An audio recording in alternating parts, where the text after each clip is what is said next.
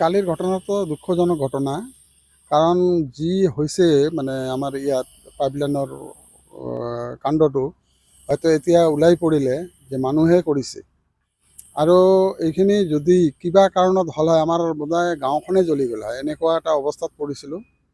তো যিয়ে নহওক আমাৰ যিখিনি হৈছে কালি হয়তো থানাৰ ষ্টাফে আহি তো পানীৰ পাইপেদি বহুতখিনি আমাক উপকাৰ কৰিছিল। আৰু তৎক্ষণাত আহিছিল সিহঁতে, পলমো কৰা নাই। এইখিনিয়ে আৰু যিটো ওলাই পৰিল এতিয়া একদম 100% এইটো মানুহ কৰা বুলি। কাৰণ এই দুষ্কৃতিক আমালোকে ধৰি অতি কঠোৰতম শাস্তিৰ ব্যৱস্থা যাতে কৰে প্ৰশাসনে, এইখিনিয়ে মোৰ আশা। আৰু তাতে ফুটা কৰা বুলি দেখা যায়, এতিয়া যিটো ওলাই পৰিছে ফুটা কৰিছে।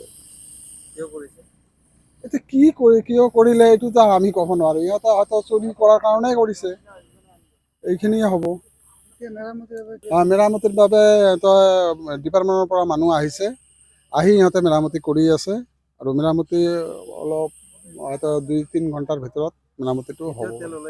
তেল ওলাই আছে এতিয়াও। এতিয়া ডিপাৰ্টমেণ্টৰ পৰা ওলাই সিহঁতে টেংকিত ভৰাই আছে। কাৰণ এইটো খালী কৰি সিহঁতে ৱালিং কৰিব নে কি কৰিব, এইটো ইহঁতৰ কথা।